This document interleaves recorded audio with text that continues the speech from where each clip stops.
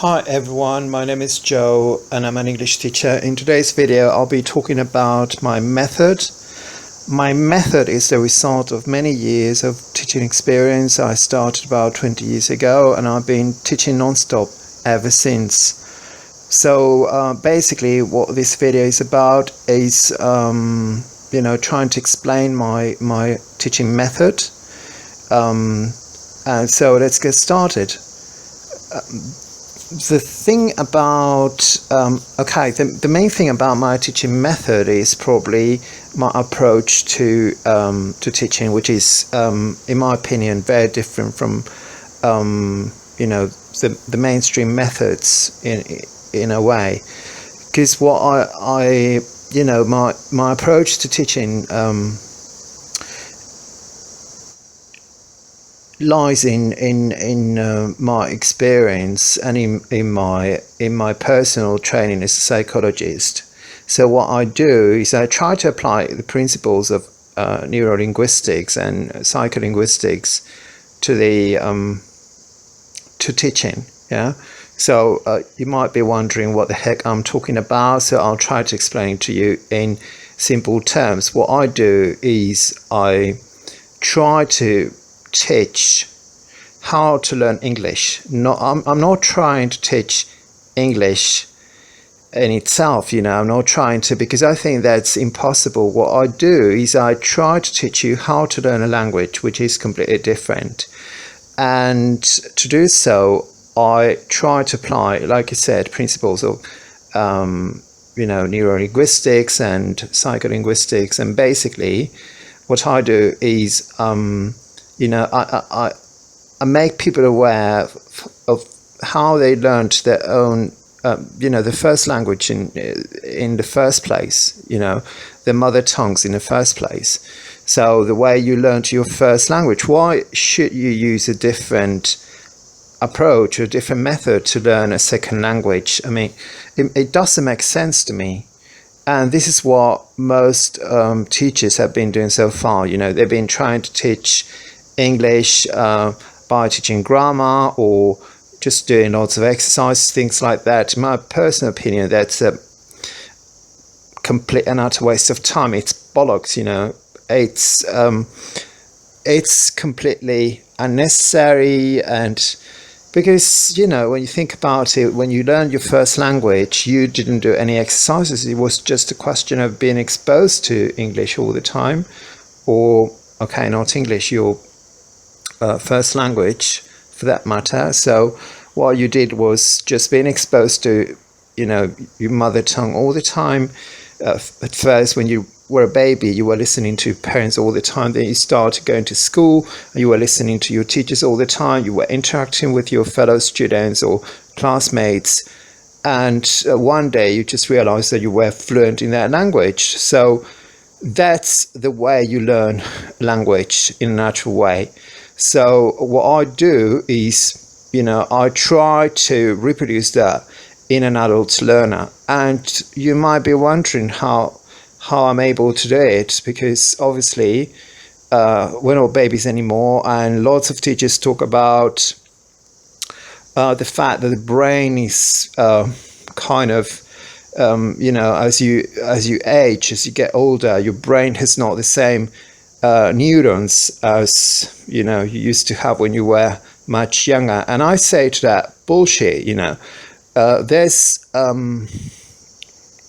clear evidence that our brains are able to produce neurons and brain cells our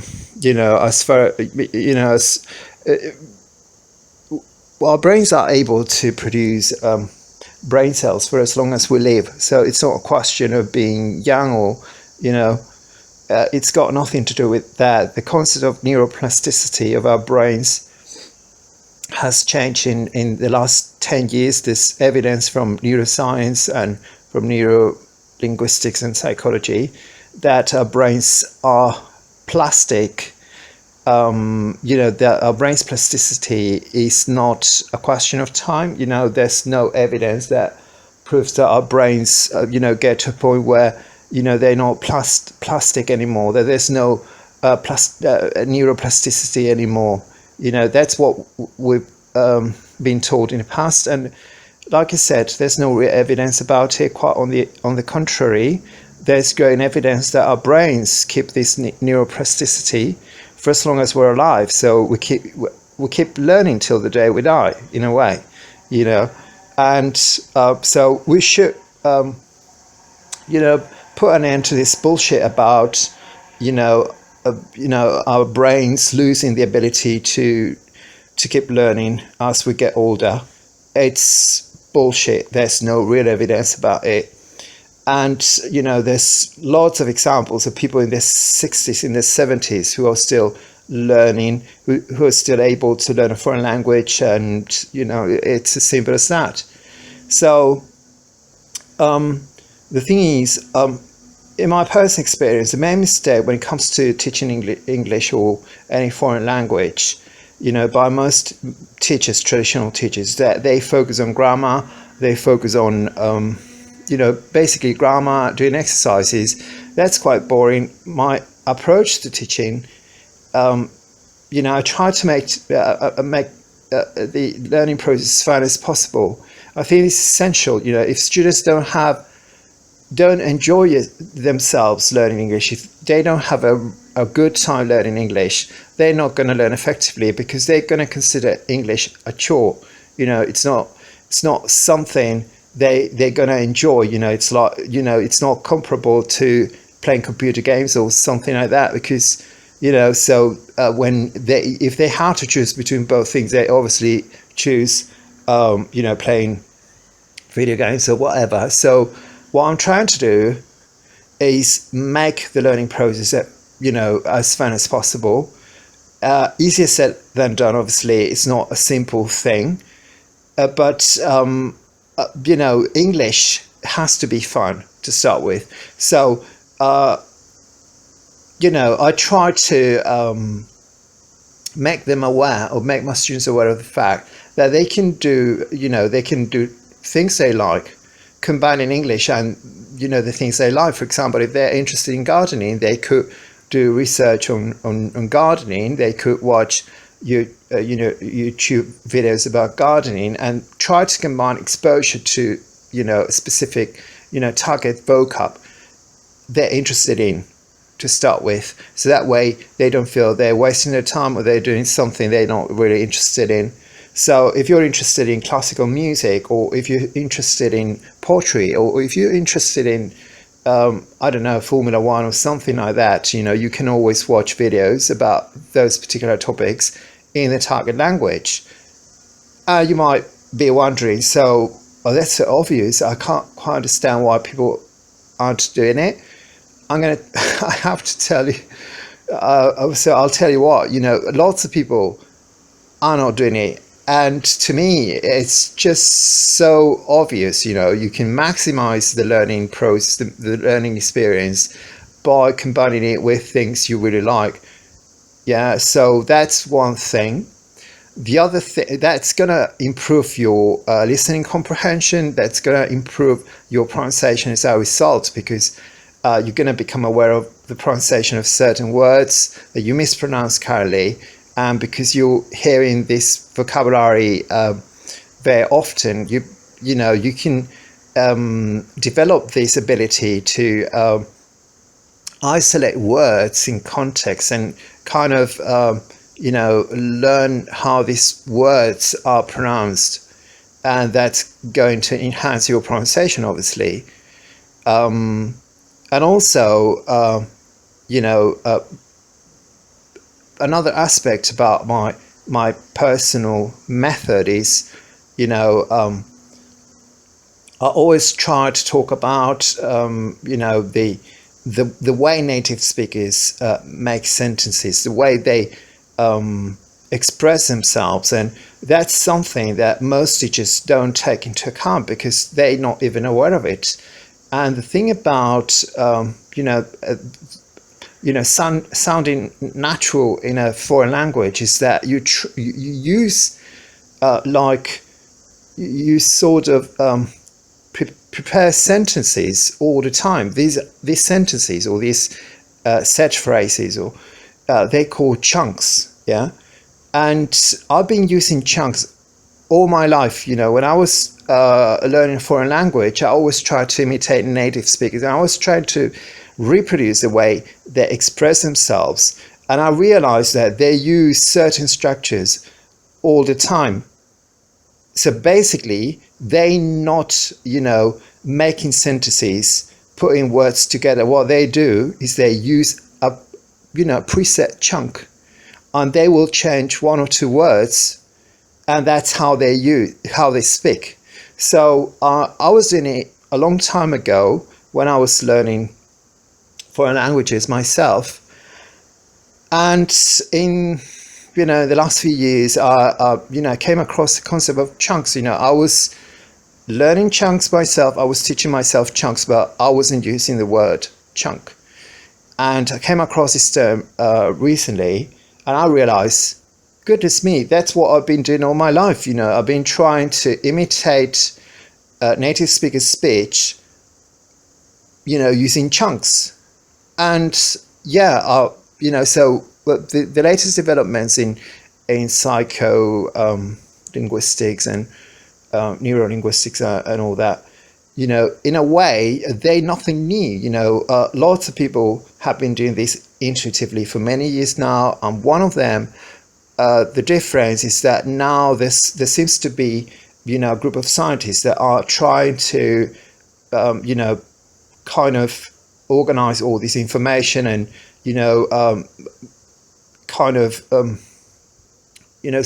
of systematizing, I don't know if that word exists, all this information. So including this in a kind of speech theory. So, trying to systematize the language acquisition process.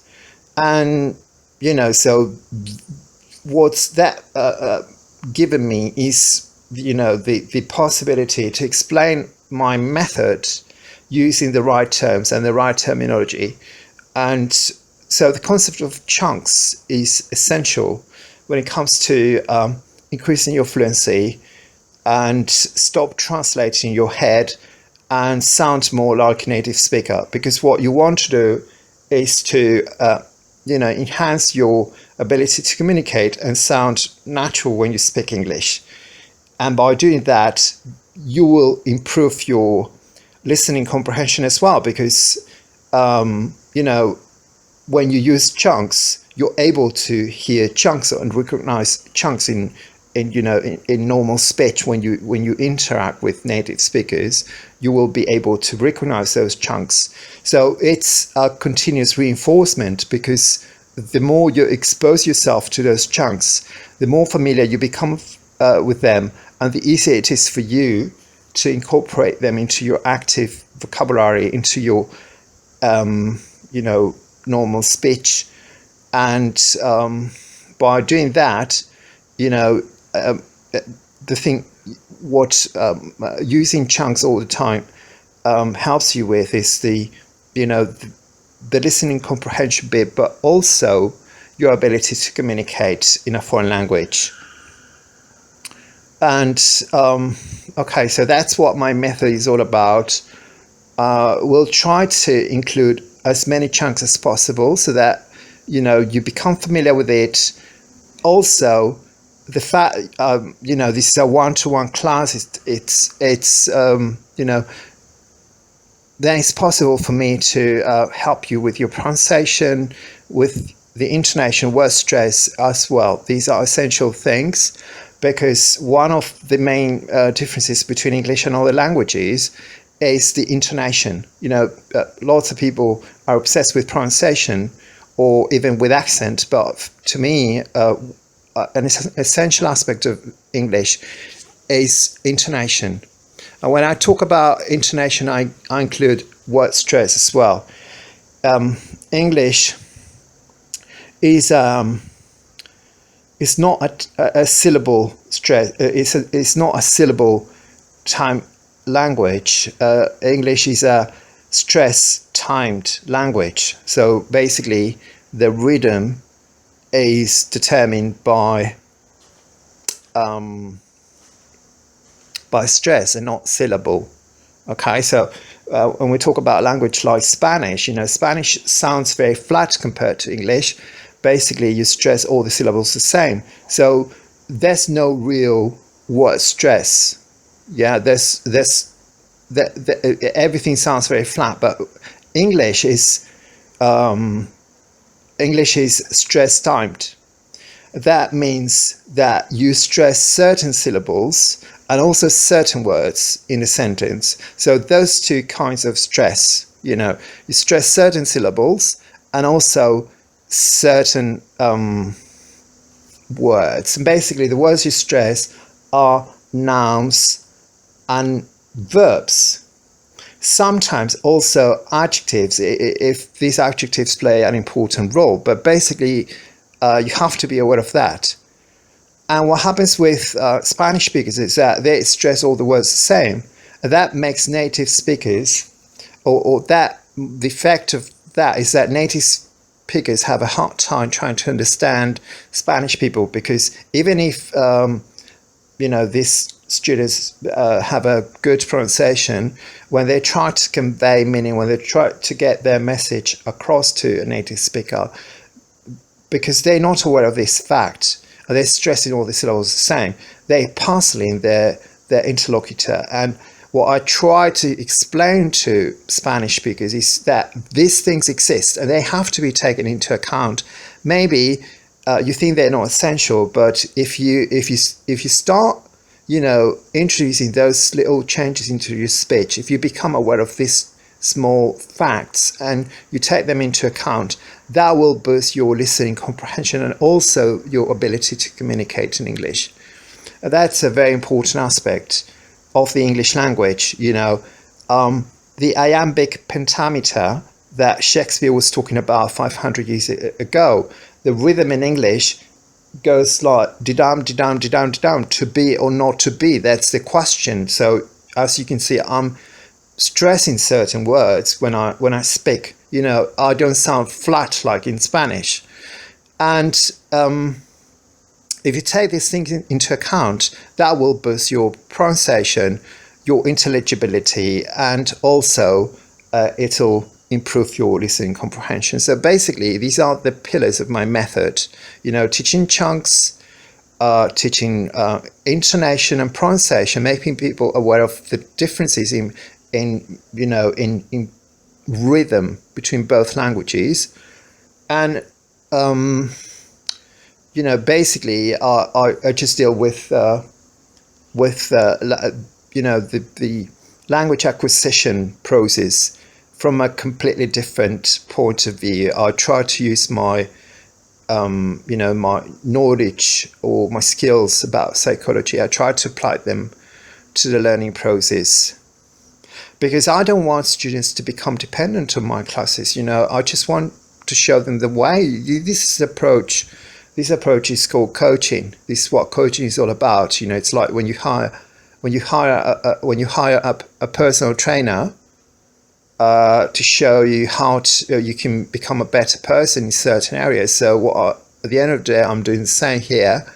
When it comes to your English, I'm just trying to show you the way, but only you are in a position to learn, all the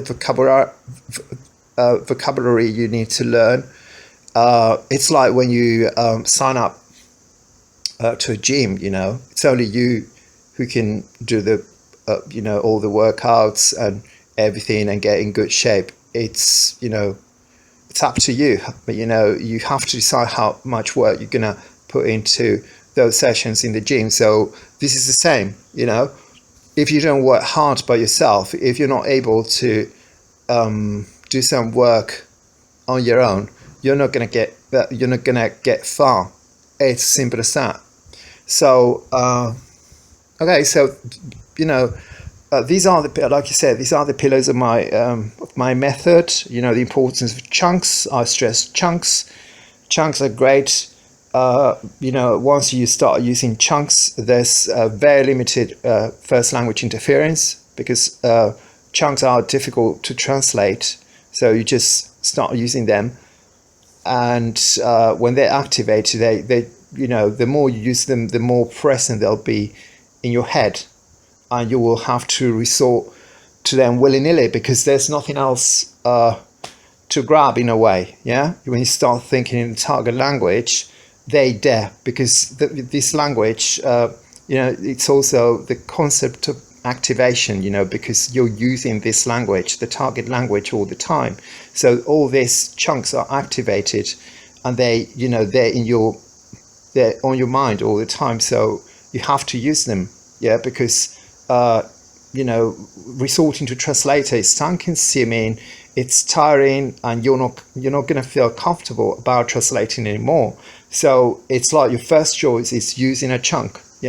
So when you switch from the traditional translating your head approach to the try to speak in chunks, try to speak like native speakers do approach, once you get there, there's no way back. And I've seen huge improvements in some of my students when they switch from one thing to the other. And obviously I'm going to help you with any grammar questions you might have. I know grammar inside out because I've been teaching grammar for 20 years now. So, for me, there's no real mystery explaining, present continuous versus present simple. I can explain all the situations where you use one or the other, or past simple versus past continuous, or different, future tenses like, will, past bare infinitive, or what else? Present continuous. As you know, it's also possible to use a present continuous to talk about the future, but also the future intentions, like I'm going to do something. So for me, explaining grammar, prepositions, adverbs, you name it, I've been doing it for such a long time. I could teach grammar blindfolded in a way. Okay, so that's don't have any misgivings about it. Don't worry about it. Grammar is, not the main issue here. The main thing here is, trying to, making you familiar with the term, with the way your brain works. Yeah, that's the main priority. And secondly, trying to turn passive vocabulary into active. How do you activate passive vocabulary? You do it by using chunks. Yeah. So you've got all this passive vocabulary, but it's not activated. That's why it's called passive. And you have to turn it into active vocabulary, but not in an isolated manner. What you have to do is put all these words in chunks. And then once you activate a chunk and you use it on a daily basis, it's going to be there all the time for you to use. It's as simple as that. That's how native speakers speak all the time. Pronunciation, I'm going to correct your pronunciation as well whenever you need it. So if you have any, doubts about the pronunciation of certain words like schedule in British English, words like cupboard, or gauge, very, very funny words in a way, because the spelling is completely different from the pronunciation. I can tell you why it happens and why we come to this situation where spelling is completely different from pronunciation in the English language. So because I'm familiar with the history, I know the history of the English language as well. So all these things I can do. So don't worry about it. I'm a very experienced teacher. You shouldn't worry about these things, because I've been this has been my job for 20 years now. So don't have any doubts about it. You're going to be